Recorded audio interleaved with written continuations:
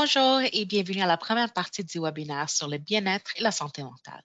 Ce webinaire vous est apporté par le programme bilingue de l'Ontario C'est chez moi, en affiliation avec le programme d'aide à la réinstallation. Je m'appelle Nawara et je suis la coordinatrice bilingue de l'Ontario C'est chez moi et étudiant international se connecte à Cost Immigrant Services. Je vais vous guider à travers ce webinaire aujourd'hui.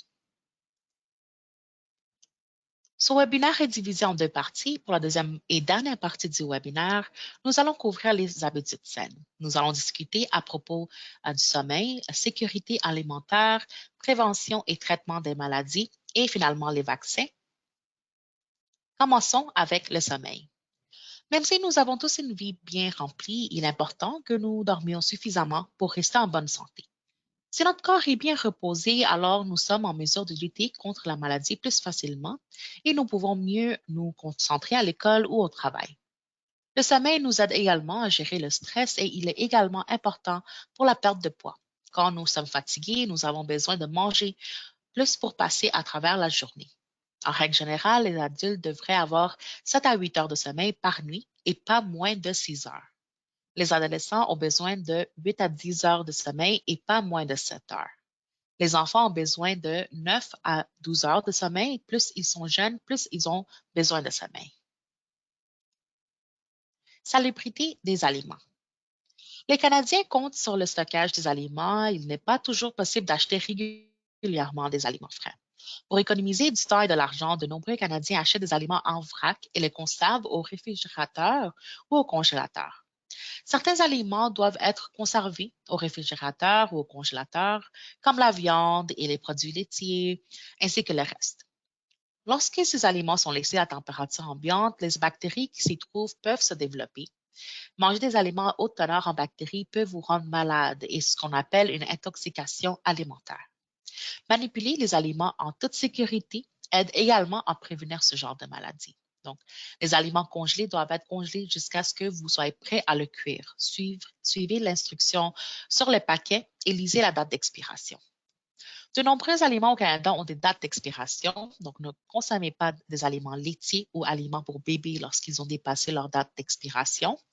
Les aliments frais qui ont dépassé leur expiration ne doivent pas être consommés.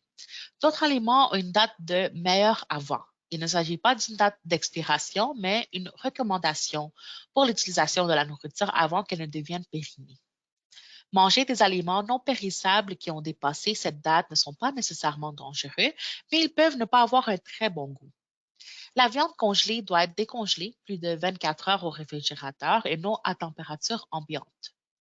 De nombreux aliments peuvent être conservés dans l'armoire jusqu'à ce qu'ils soient ouverts, puis ils doivent être conservés au réfrigérateur. Après avoir manipulé de la viande crue, assurez-vous de vous laver les mains ainsi que la vaisselle, les surfaces et les ustensiles avec de l'eau chaude et du savon. N'oubliez pas, se laver les mains avec de l'eau chaude et du savon aide à prévenir la maladie et la propagation des germes. Vous devrez vous laver les mains avant de manger, après avoir utilisé les toilettes, après avoir roulé dans les transports en commun et avant de préparer la nourriture.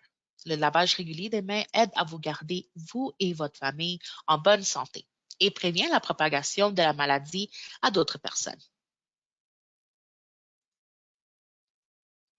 Prévention et traitement des maladies. Le rhume et la grippe sont fréquents, surtout en hiver.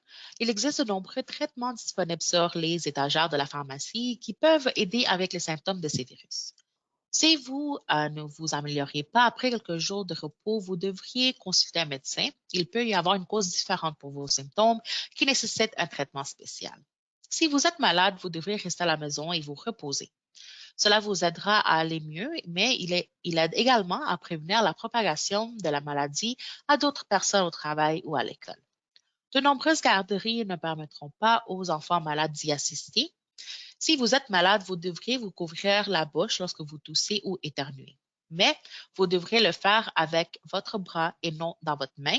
Toussez ou éternuez dans votre coude pour empêcher la propagation de germes sur vos mains. Les vaccins. Les vaccins ou immunisations protègent les résidents de l'Ontario contre les maladies. Certains vaccins sont administrés dans l'enfance comme la rougeole, les oreillons, la rubéole et la polio. Les vaccins requis sont payés par l'Assurance santé de l'Ontario. Si un vaccin n'est pas payé par l'assurance santé de l'Ontario, il peut être couvert par une assurance privée ou votre unité de santé publique locale. De nombreux Ontariens obtiennent des vaccins spéciaux lorsqu'ils se rendent dans d'autres pays. Il existe également des vaccins facultatifs. Certains vaccins peuvent être recommandés par l'unité de santé publique ou votre médecin. Certains vaccins supplémentaires sont payés par le gouvernement pour certains groupes de personnes selon leur âge ou leur sexe. Les enfants doivent présenter leur dossier de vaccination lorsqu'ils inscrivent à l'école. Le gouvernement de l'Ontario encourage tout le monde à se faire vacciner contre la grippe chaque année. Le vaccin contre la grippe aide à prévenir la grippe. Si vous avez la grippe, le vaccin peut réduire les symptômes. Le vaccin contre la grippe est gratuit pour tout le monde. Parlons maintenant à propos des habitudes malsaines. Donc, en premier, il y a fumer. Fumer du tabac de toute nature est un problème de santé majeur en Ontario. La nicotine est également l'une des drogues les plus addictives au monde. Le tabagisme cause le cancer, les maladies pulmonaires, les maladies cardiaques et aussi des accidents vasculaires cérébraux. En Ontario, il est légal d'acheter des cigarettes et d'autres produits du tabac à l'âge de 19 ans. Toutefois, il existe de nombreuses restrictions en matière de tabagisme en Ontario. On ne peut pas fumer dans les lieux de travail, les écoles et les transports en commun. Il est également interdit de fumer dans les restaurants, les bars et à une certaine distance de nombreuses entrées des bâtiments. Les locataires font souvent de la publicité pour les locataires non-fumeurs et restreignent les endroits où les gens peuvent fumer sur la propriété. Ensuite, il y a l'alcool. La production et la vente d'alcool sont contrôlées par le gouvernement. En Ontario, l'alcool est vendu dans des magasins spéciaux appelés Régie des alcools de l'Ontario. En anglais, c'est LCBO, et dans certains supermarchés. Les restaurants, les bars et les cafés doivent avoir un permis du gouvernement pour vendre de l'alcool. Il est légal d'acheter de l'alcool dans les magasins, restaurants et bars à l'âge de 19 ans. Boire trop d'alcool peut causer des effets à long terme sur la santé, comme les maladies cardiaques et hépatiques, l'hypertension artérielle et les problèmes digestifs. Pour les femmes, boire de l'alcool pendant la grossesse peut nuire à votre bébé. L'alcool peut créer une dépendance. Par conséquent, l'abus d'alcool peut entraîner des problèmes familiaux et sociaux comme la perte de votre emploi ou de vos amis. La consommation d'alcool nuit au jugement, ce qui peut mener à un comportement dangereux. En Ontario, il existe des lois strictes sur l'alcool au volant. Et finalement, les drogues. L'achat et la vente et la possession de drogues illicites sont illégaux au Canada et peuvent avoir des graves conséquences. Il est illégal d'acheter des médicaments d'ordonnance sans ordonnance. L'utilisation des médicaments sans ordonnance est également dangereuse pour votre santé et peuvent devenir addictifs. Au Canada, l'achat et la consommation de marijuana récréative sont légaux. Fumer ou consommer trop de marijuana peut entraîner des problèmes de santé sociaux, tout comme l'alcool. Les ressources. Ces lignes d'assistance peuvent fournir de l'aide et du soutien. La ligne d'aide en santé mentale fournit de l'information sur les services de santé mentale en Ontario. Un spécialiste de l'information vous aidera à répondre à votre appel, à votre courriel ou à votre message texto 24 heures sur 7. Le service est gratuit et confidentiel. La ligne d'aide sur les drogues et l'alcool fournit de l'information sur les services de toxicomanie en Ontario.